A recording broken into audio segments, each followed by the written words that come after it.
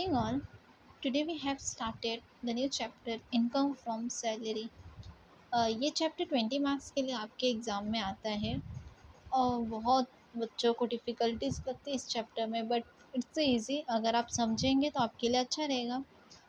I know कि ये already मैंने यहाँ पर लिख कर आपको बना रही हूँ। सो कैसा है ना कि अगर नहीं लिख कर बनाऊँगी तो इसकी इंट्रोडक्शंस और कुछ कॉन्सेप्ट है, फॉर्मेट है, तो आपको बहुत लेंदी हो जाएंगी वीडियो। और आजकल के बच्चे को लेंदी वीडियो देखने में इंटरेस्ट नहीं रहता है।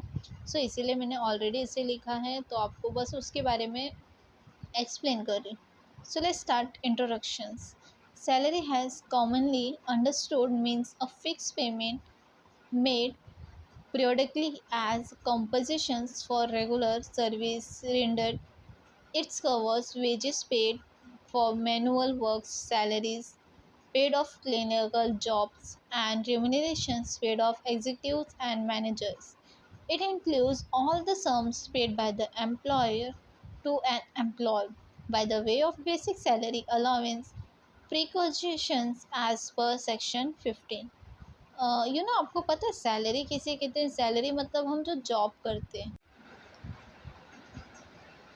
जो हम सैलरी मंथली में नॉर्मल वर्क करके जॉब करके हमें सैलरी मिलती है, उसे हम कहते हैं सैलरी। इसके इम्पॉर्टेंट टर्म्स है एम्प्लॉयर एम्प्लॉय रिलेशनशिप, जो एम्प्लॉयर एम्प्लॉय से उसका रिलेशनशिप रहता है। Remunerations of a director, remunerations of a partner, remunerations of MP/MLP। ये जो चार चीज़ें बच्चा, ये चार चीज़ ऐसी चीज़ें जो आपको हर जगह पर समझ में आनी चाहिए, ताकि हमें सम्स में क्वेश्चंस में इजीली हम उसका यूज़ कर सके। So let's start the introductions. हमारा जो कॉन्सेप्ट है, मेन फॉर्मेट है, उसके बारे में। Format first, income from salary. Income from salary में पहला आता है gross is equals to net plus deductions. आपने तो इससे पहले डिडक्शंस के बारे में पढ़ा ही रहेगा, ग्रॉस का भी वैल्यू आपने निकाला है। उसके बाद आते हैं ड्यू/डीम। ड्यू/डीम्स अगर जहाँ पर भी रहता है तो वो क्या रहता है हमारा? एक्यूर इन इंडिया, जहाँ पर हम इंडिया में रहते हैं। Advance, arise, received. अराइज का मतलब होता है रुका हुआ, जो हमारा पेमेंट सैलरी जो भी हमारा रुका है उसको कहते हैं, राइट। रिसीव्ड मतलब बेसिक सैलरी, जो एग्जांपल ले लो बेसिक सैलरी।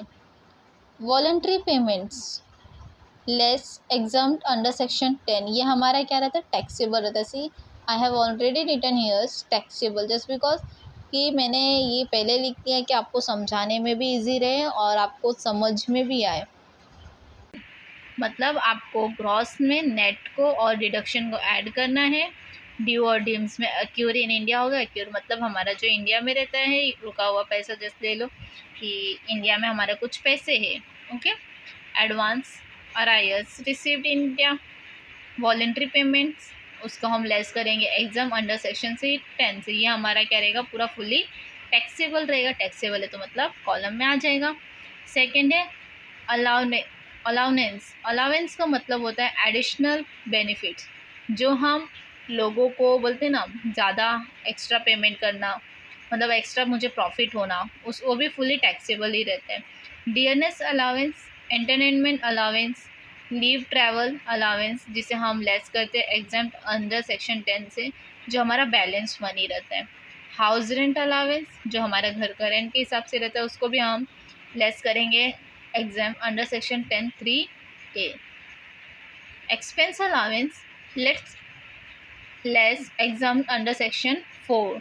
ये सब क्या रहेगा? हमारा फुली टैक्सेबल रहेगा, राइट। और थर्ड दिया है एन्यूटी। एन्यूटी का मतलब होता है कि आप किसी भी चीज़ को एनुअली यूज़ करना, उसको हम लेस करेंगे एग्जाम अंडर सेक्शन 10(13) से, सब सेक्शन 13। फोर्थ है पेंशन। पेंशन तो आपको मालूम ही रहेगा। 4.1 में उसमें अनकम्यूटेटेड, जो हम मंथली मतलब मंथली सैलरी मिलता है। कम्यूटेटेड में हमको आता है कि पहला लेस करेंगे, कम्यूटेड में हम पहले लेस करेंगे commuted pension exam under section 10 sub section 10(a). उसके अंदर आता है गवर्नमेंट एम्प्लॉय, जो फुली रहता है।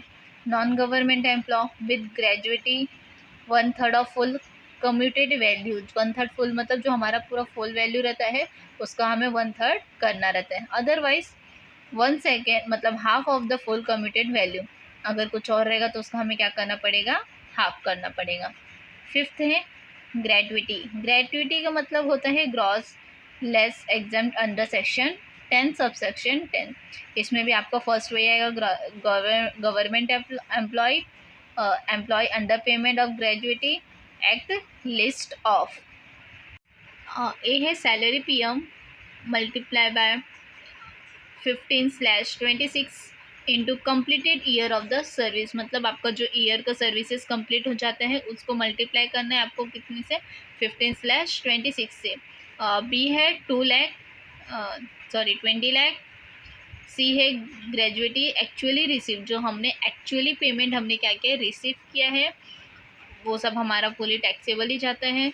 6th वाला है fees and commission. Fees and commission तो मालूम है, just like tuition fees, school fees, ये सारे क्या रहते हैं हमारे फीस में आते हैं। कमीशन हम जैसे कि किसी को रेंट पे रूम दिलाना, तो यहाँ से हम उससे 4,000 रुपये एक्स्ट्रा लेते हैं, 5,000। आप XYZ कुछ भी ले सकते हो, राइट। किसी चीज़ का कमीशन लेना, right. Commission is a basic word. उसके बाद आता है प्रीक्वेजिट। प्रीक्वेजिटिस का मतलब होता है कि जैसे कि आप कहीं पर एम्प्लॉयज़ का यूज़ करना, रेंट में, concessions in rent, payment of obligations का यूज़ करना, इंश्योर ऑफ द लाइफ का यूज़ करना, ये सारी चीज़ें हमारा आता है प्री रिक्वेजिशंस में, रिक्वायर्ड्स में। प्री रिक्वायर्ड्स का मतलब होता है taxable for all employed, rent, free accumulations, concession in rent, payment of employee obligations, premium of insure life of employee और annuity,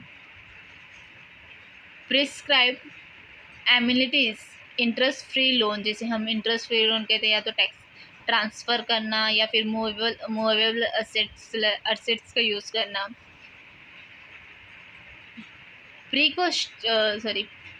प्रीक्वेजिट्स not taxable at all. Medical treatment, इसमें हमें एम्प्लॉयज़ को हॉस्पिटल को नॉट टैक्सेबल यूज़ होता है। Medical treatment in government, जो हमें approve करती है हॉस्पिटल हमको देती है medical treatment. Premium of employee, health insurance का use. Premium of mediclaim, mediclaim का पता है आप लोग को, इंश्योरेंस का यूज़ करना mediclaim. Medical treatment, travel and stay abroad. Profit in the lieu of salary, composition of the termination of employment, composition for modified of the term of employment, employer contribution of the PF plus interest thereon। मतलब हमारा जो PF मिलता है और उसका plus हमें जो interest मिलता है। की मैन इंश्योरेंस पॉलिसी, उसको हम लेस करेंगे under exempt under section 10। Composition of the workman retirement VRS, हाँ मतलब हमको जो कंपोजिशन मिलता है ना वर्कमैन का, हमको जो रिटायरमेंट का, जॉब का रिटायरमेंट मिलता है। तो ये कुछ बेसिक्स है बच्चा। और my dear students and my dear friends, आप इसे अगर अच्छे से समझे रहेंगे तो वेल एंड गुड। नेक्स्ट आगे बढ़ते हैं।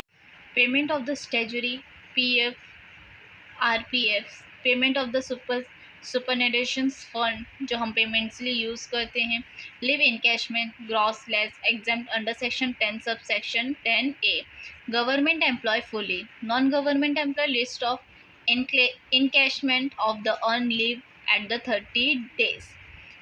10% in 10 into average salary for last 10 month, मतलब आपका लास्ट 10 मंथ का जो भी सैलरी रहेगा उसका एवरेज और अमाउंट है 30 lakh। Okay, amount actually receive, we have to, जैसे कि हम कुछ भी अमाउंट को एक्चुअल में रिसीव करते हैं। Okay, then gross taxable salary, जिसे हम अभी सीखेंगे। Less deduction under section 16।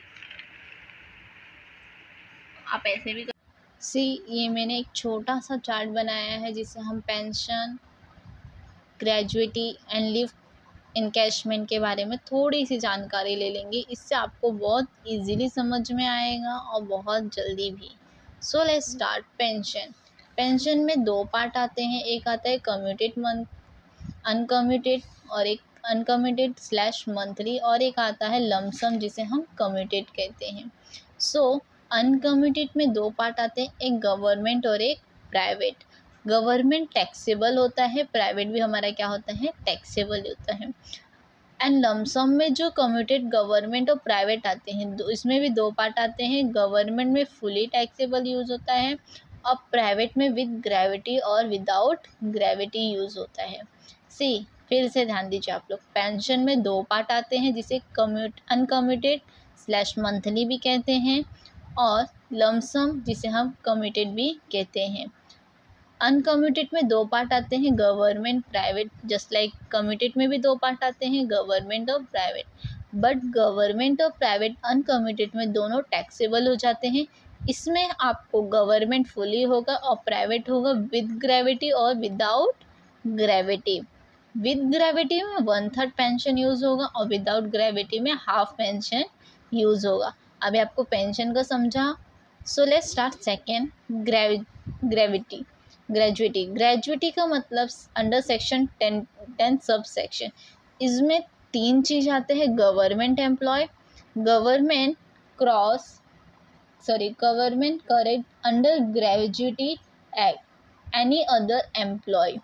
सी, इसका मतलब होता है एग्जेम्पशंस लिमिट, आपका एग्जेम्पशंस का लिमिट कितना होता है। गवर्नमेंट एम्प्लॉय फुली एग्जेम्प्ट रहता है और एम्प्लॉय अंडर ग्रेजुएटी एक्ट रहता है 20 lakh. Actual amount receive 15/26 into average salary into number of the year service, जो कि आपको मैंने पिछले वीडियो में ऑलरेडी बताया है, completed which is the less round is available. उसमें से जो भी लेस राउंड इज़ अवेलेबल रहेगा उसे हम यूज़ करेंगे। एनी अदर एम्प्लॉय में आता है 20 lakh, actual amount receive, half salary into number of the years, number of the round of. This is a basic gratuity and pension. आपको ये दोनों पॉइंट बहुत अच्छी तरीके से अगर समझा रहेगा तो वेल एंड गुड, अगर नहीं समझा तो आप वापस से एक बार रिवाइज करके वीडियो देख सकते हैं। अब आता है लीव इनकैशमेंट। लीव इनकैशमेंट में गवर्नमेंट एम्प्लॉय और अदर एम्प्लॉय, ये दो पार्ट्स होते हैं। Government employee fully tax exempt होता है और अदर एम्प्लॉय में 3 lakh, actual amount receive 10 into salary, जिसे हम B+DL भी कहते हैं, okay. Average salary into number of the year composition service, BS+DL/PM which is the less. ये आपको बहुत अच्छी तरीके से अगर समझ गया रहेगा तो वेल एंड गुड। मतलब आपको इतना याद रखना है, पेंशन में दो पार्ट रहते हैं, uncommuted slash monthly, lumps of commuted. दोनों में गवर्नमेंट और प्राइवेट का यूज़ किया जाता है, बट अनकम्यूटेड और मंथली में टैक्सेबल हो जाता है। लमसम में गवर्नमेंट में फुली हो जाता है लमसम के गवर्नमेंट में, और प्राइवेट में विद ग्रेविटी और without gravity. With gravity 1/3 pension होता है और विदाउट ग्रेविटी हाफ पेंशन होता है। ग्रेजुएटी का मतलब होता है अंडर सेक्शन 10 यूज़ करते हैं हम, एग्जेम्पशंस लिमिट होता है।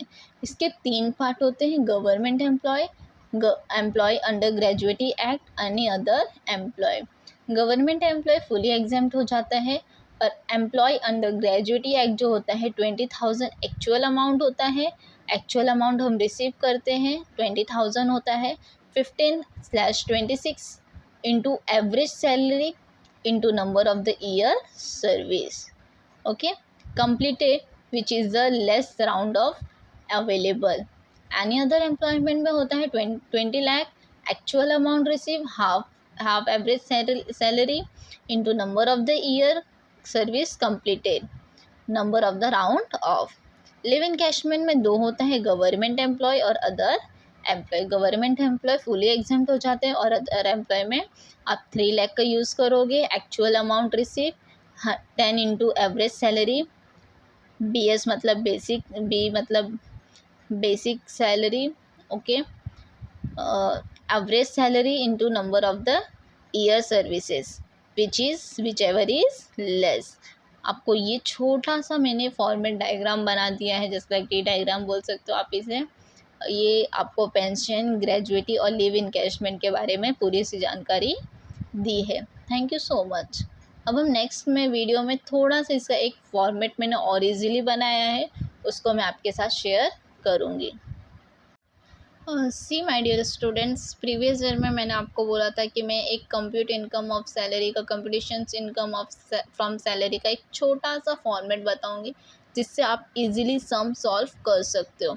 सी, if on duty leave encashment withdraw by on duty employee withdraw private and government is fully taxable. इसका फॉर्मेट आप में सबसे पहला नेम ऑफ एसएससी यूज़ करोगे। नेम ऑफ एसएससी आपका जो भी दिया रहेगा मिस्टर XYZ। स्टेटस आपको हमेशा कोई भी समरी स्टेटस आपका इंडिविजुअली रहेगा। PY मतलब प्रीवियस ईयर, प्रीवियस ईयर मतलब बीता हुआ जो साल होता है। असेसमेंट ईयर मतलब जो AY मतलब असेसमेंट ईयर, असेसमेंट ईयर का मतलब होता है जो अभी करंटली ईयर चलता है। ओके, जैसे कि प्रीवियस ईयर मेरा 18-19 है तो असेसमेंट ईयर क्या हो जाएगा मेरा 90-20। ओके, पर्टिकुलर अमाउंट ये आपका फॉर्मेट का कॉलम रहेगा। सी, पहला है बेसिक सैलरी, इसे आप सीधा आउटर कॉलम में लिख देंगे क्योंकि ये टैक्सेबल रहता है।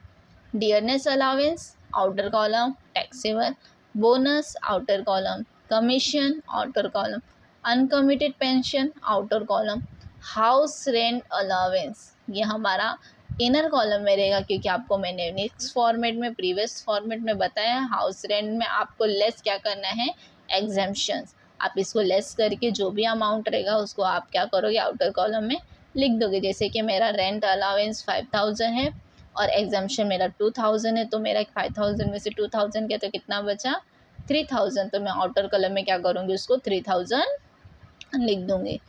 ग्रेजुएटी रिसीप्ट ये भी आपका इनर कॉलम में आएगा क्योंकि ग्रेजुएटी रिसीप्ट के साथ भी मुझे लेस एग्जाम्पशंस करना है। ओके, देन जो रियल अमाउंट आएंगे लेस करने के बाद वो आप आउटर कॉलम में लिख सकते हो। 8, कमिटेड पेंशन, कमिटेड पेंशन भी मेरा इनर कॉलम में आएगा, उसके साथ लेस एग्जाम्पशंस हो गए जिसको आप आउटर कॉलम में फिर आंसर लिखोगे। Leave encashment as the same, less exemptions होगा, इनर कॉलम में अमाउंट, फिर आउटर कॉलम में। अदर अलावेंस क्या हो जाता है हमारा, फुली टैक्सेबल हो जाता है, तो वो ऑलरेडी आउटर कॉलम में ही उसे हम लिखते हैं। कंपेजिशन ऑफ मॉडिफिकेशंस ये भी हमारा आउटर कॉलम में जाएगा। सी, ग्रॉस टैक्सेबल सैलरी GTS ये क्या करना है हमको, इधर लिखना है सबका ऐड करके। ओके, अभी आपको मैंने बताया था डिडक्शंस हमारा कितना रहेगा अंडर सेक्शन के हिसाब से, कितना रहेगा 50,000, राइट, कितना रहेगा 50,000। स्टैंडर्ड डिडक्शंस लेस होगा जो भी वैल्यू देगा, प्रोफेशनल डिडक्शंस लेस होगा, entertainment deduction only government employee ये भी क्या होगा, लेस होगा। इस सब को आपको फिर ऐड करके फिर इसको यहाँ पर हमको लिखना है, सॉरी 50,000 में से जो भी अमाउंट रहेगा उसको हमको इधर लिखना है, क्या आ जाएगा NTS, नेट टैक्सेबल सैलरी, ये आपका रियल अमाउंट आ जाएगा। फिर आप इसको ऐड करके आप लिख सकते हो। माय डियर स्टूडेंट्स, आपको इतना समझा? Okay, thank you so much. Less gross taxable salary जिसमें हमारा लेस होगा डिडक्शन अंडर सेक्शन 16, उसमें हम फर्स्ट लेस करेंगे स्टैंडर्ड डिडक्शन जो हमारा अप टू कितना रहेगा 50,000, उसके अंदर entertainment allowance government employee least of 1/5 of the basic salary 5,000। आपको ये ज़्यादा इंपॉर्टेंट चीज़ याद रखना है कि आपका स्टैंडर्ड डिडक्शंस कितने रहेंगे, 50,000 रहेंगे। एवरी क्वेश्चंस में आप, हर एक क्वेश्चंस में आपको 50,000 का यूज़ करना है। उसके बाद आता है अदर एम्प्लॉय जो नील रहेगा आपका, professional tax you have to add and other outer column में, net taxable salary, gross deductions. Okay, आपको मेन इसमें से ज़्यादा इम्पॉर्टेंट चीज़ आपको ये याद रखना है कि आपका स्टैंडर्ड डिडक्शंस कितना है 50,000 अंडर सेक्शन 16 में। ओके माय डियर स्टूडेंट्स, आपको समझा?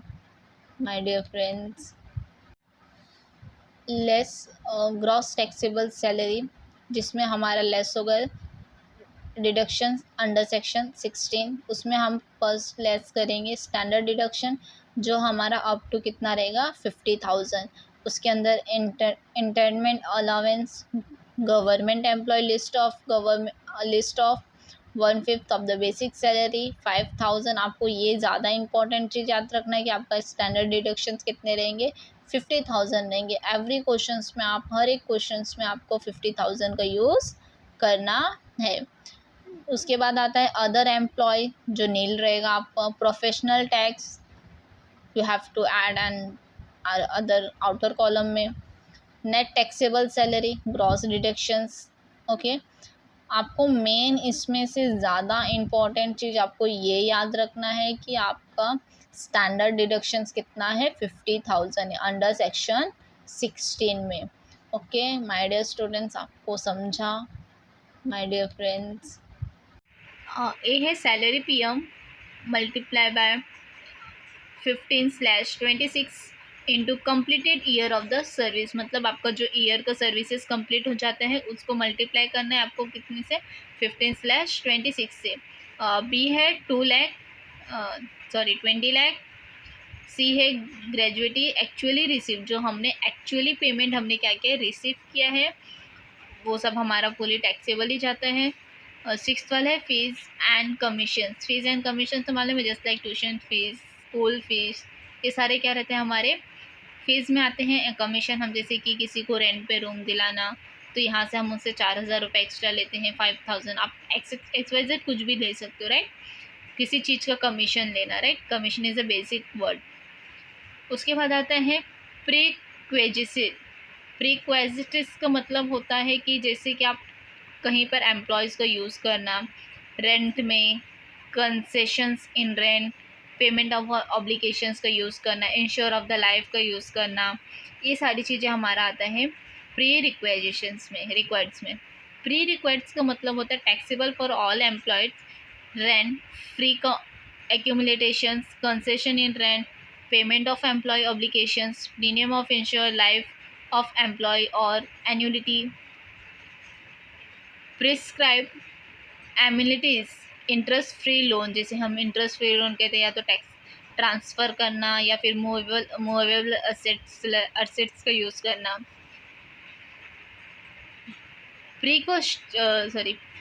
प्रीक्वेट्साइड्स not taxable at all. Medical treatment, इसमें हमें एम्प्लॉयज़ को हॉस्पिटल को नॉट टैक्सेबल यूज़ होता है। मेडिकल ट्रीटमेंट इन गवर्नमेंट, जो हमें अप्रूव करती है हॉस्पिटल हमको देती है medical treatment.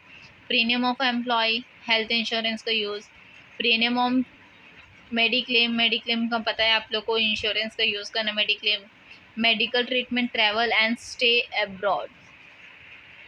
Profit in the lieu of salary, composition of the termination of employment, composition for modified of the term of employment, employer contribution of the PF plus interest thereon। मतलब हमारा जो PF मिलता है और उसका plus हमें जो interest मिलता है। की मैन इंश्योरेंस पॉलिसी, उसको हम लेस करेंगे under exempt under section 10।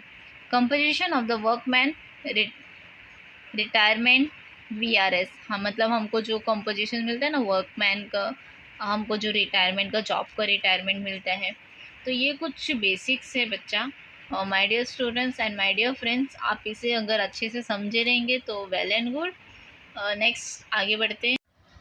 C my dear students, previous year में मैंने आपको बोला था कि मैं एक कंप्यूट इनकम ऑफ सैलरी का, computations income of from salary का एक छोटा सा फॉर्मेट बताऊंगी जिससे आप इजीली सम सॉल्व कर सकते हो। See, if on duty leave encashment withdraw by on duty employee withdraw private and government is fully taxable. इसका फॉर्मेट आप में सबसे पहला नेम ऑफ एसएससी यूज़ करोगे। नेम ऑफ एसएससी आपका जो भी दिया रहेगा, मिस्टर XYZ। स्टेटस आपको हमेशा कोई भी समरे स्टेटस आपका इंडिविजुअली रहेगा। PY मतलब प्रीवियस ईयर मतलब बीता हुआ जो साल होता है।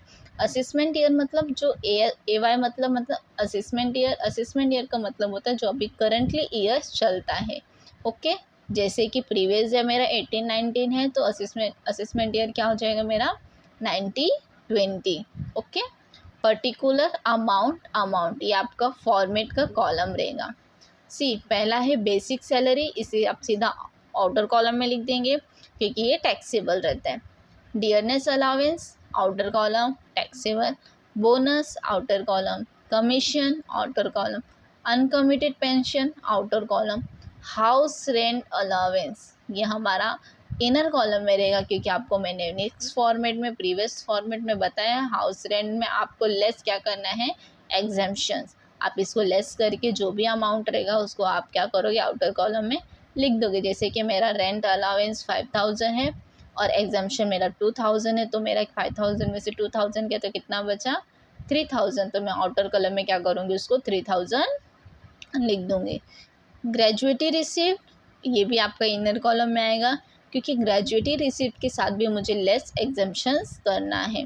ओके, देन जो रियल अमाउंट आएंगे लेस करने के बाद वो आप आउटर कॉलम में लिख सकते हो। 8 कमिटेड पेंशन, कमिटेड पेंशन भी मेरा इनर कॉलम में आएगा, उसके साथ लेस एग्जाम्पशंस हो गए जिसको आप आउटर कॉलम में फिर आंसर लिखोगे। Leave encashment as the same, less exemptions होगा, इनर कॉलम में अमाउंट, फिर आउटर कॉलम में। अदर अलावेंस, अदर अलावेंस क्या हो जाता है हमारा, फुली टैक्सेबल हो जाता है, तो वो ऑलरेडी आउटर कॉलम में ही उसे हम लिखते हैं। कंपेजिशन ऑफ मॉडिफिकेशंस ये भी हमारा आउटर कॉलम में जाएगा। सी ग्रॉस टैक्सेबल सैलरी GTS ये क्या करना है हमको इधर लिखना है, सबका ऐड करके। ओके, अभी आपको मैंने बताया था डिडक्शंस हमारा कितना रहेगा अंडर सेक्शन के हिसाब से, कितना रहेगा 50,000, राइट, कितना रहेगा 50,000। स्टैंडर्ड डिडक्शंस लेस होगा जो भी वैल्यू देगा, प्रोफेशनल डिडक्शंस लेस होगा, entertainment deduction only government employee ये भी क्या होगा, लेस होगा। इस सब को आपको फिर ऐड करके फिर इसको यहाँ पर हमको लिखना है, सॉरी 50,000 में से जो भी अमाउंट रहेगा उसको हमको इधर लिखना है, क्या आ जाएगा NTS नेट टैक्सेबल सैलरी, ये आपका रियल अमाउंट आ जाएगा। फिर आप इसको ऐड करके आप लिख सकते हो। माय डियर स्टूडेंट्स, आपको इतना समझा?